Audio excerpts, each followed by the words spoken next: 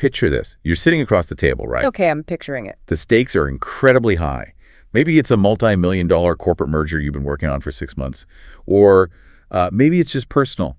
You're negotiating rent for your new apartment. Yeah, both highly stressful situations. Exactly. You lay out your terms. The numbers are on the table. And the person across from you goes completely dead silent. Oh, that is just the heaviest, most oppressive feeling. Right. Your heart rate spikes. And if you're like most people, you panic. You instantly offer a concession just to fill that void. You start dropping your price before they've even blinked. Why do we do that? Because the brain hates a vacuum. It really does. Today, we're taking a deep dive into an analysis of the art of the deal from the Insight Lab to figure out why your instinct to fill that silence is actually a massive trap. And how you can use behavioral economics to fix it. Right.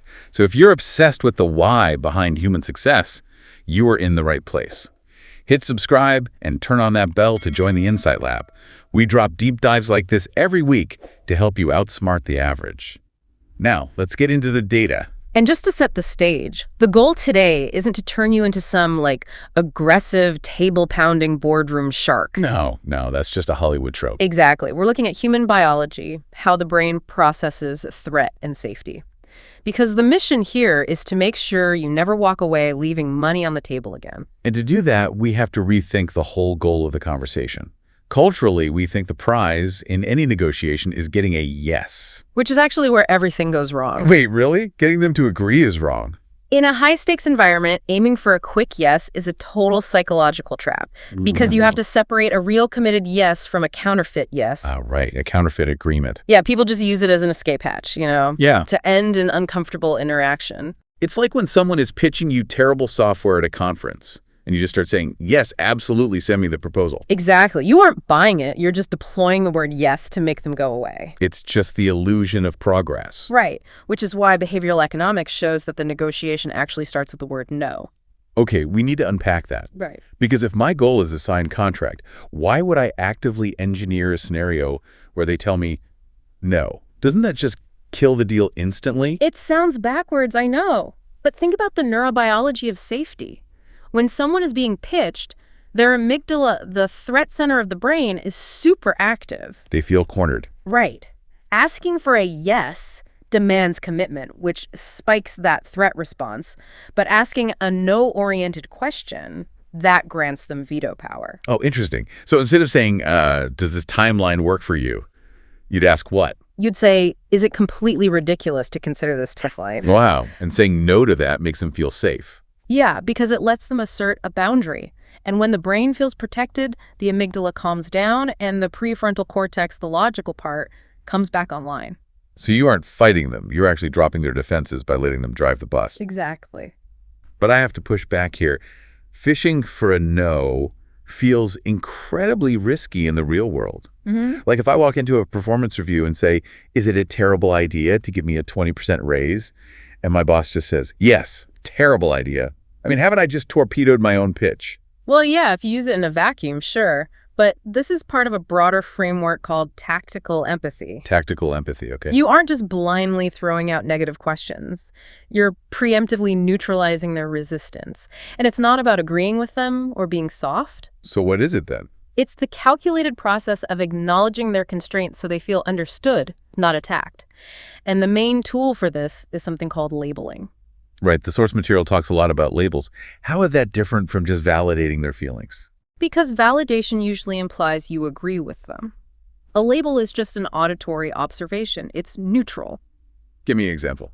Say the person is visibly stressing over your proposed timeline. You don't argue the merits of the timeline. You use a label. You say, it seems like you feel this timeline puts your team in a tight spot. It seems like. That's the active ingredient right there, isn't it? Yep. If you say, I know you're worried, they get defensive.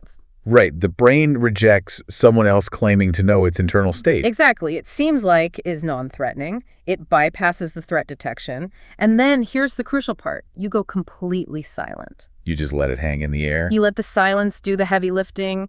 They will naturally rush to fill it and explain their actual constraints. Okay, so we've established emotional safety. But eventually, you have to talk numbers. Someone has to drop a price, and whoever goes first risks shattering that whole safety net. This is where we hit the anchoring effect. The human brain is terrible at judging absolute value. It relies on relativity. Meaning the first number thrown out warps everything that comes after it. Right. If you start aggressively high, every concession you make still feels expensive to them. Because they're measuring it against that massive initial anchor. But if you anchor too low, you lose money. Yeah. And if you go too high, they just think you're crazy and walk away. Which is why the source introduces the Ackerman model. Let's get into the mechanics of this because it's fascinating.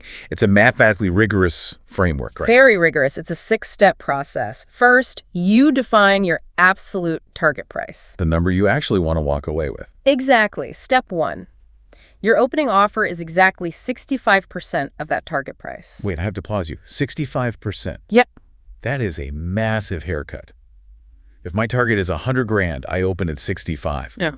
Doesn't that just violently offend the other person, even with tactical empathy? It feels aggressive, I know.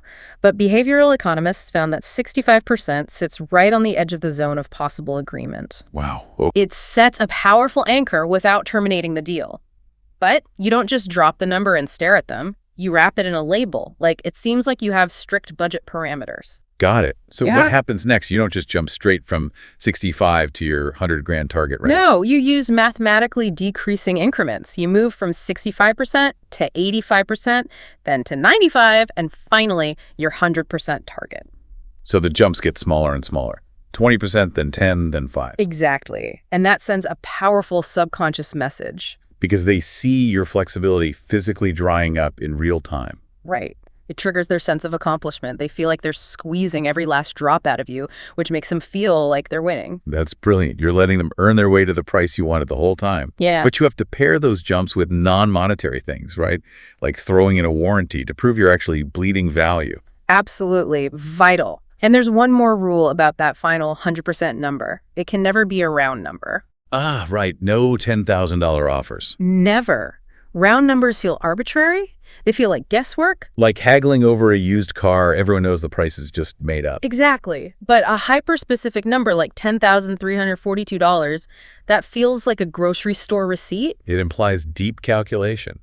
Every penny is justified. Their brain subconsciously registers that there's a complex spreadsheet behind it, and there is literally zero room left to move. Okay, so we have the safety net, we have the Ackerman math. But what happens when logic just hits a wall? Like they cross their arms and say, look, we just don't have the budget. That's where deals usually die. But your goal isn't to argue the math. Your goal is to uncover the black swan. The hidden piece of info that changes everything. Right.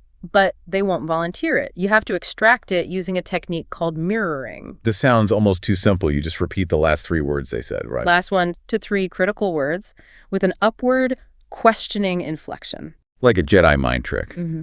Let's trace it. They say, we just don't have the budget for this. And I say, the budget for this? Perfect. You just created a conversational vacuum.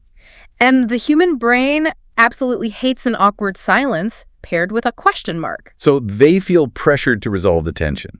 They rush to clarify and say, well, the Q3 budget is locked. And you mirror again, Q3 is locked. And they say, yeah, because of the upcoming merger. Boom. There's your black swan. The budget wasn't the issue.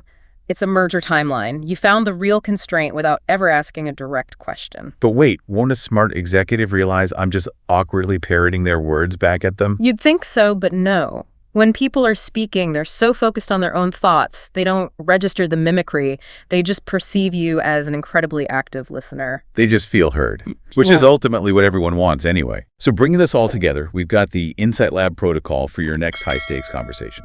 Step 1, ditch the yes and invite the no to build safety. Step 2, use the Ackerman model with hyper-specific numbers. Step 3, when you hit a wall, use a mirror to find the black swan. Because the core rule of negotiation is this: the person who talks the most is usually the one losing the deal. They're leaking info while the listener is gathering leverage. So here's a challenge for you tomorrow. Audit your own talk-to-listen ratio. Next time a room goes silent, don't panic. Just let it hang and see what hidden truths people just hand over to you. Just let the silence do the work. But listen, if you realize your old negotiation style is a trap, you're only halfway there. Because your ability to read the room physically determines if you can use these tools at all. Watch our breakdown on the microexpression myth right here to complete the puzzle. We'll see you in the next one.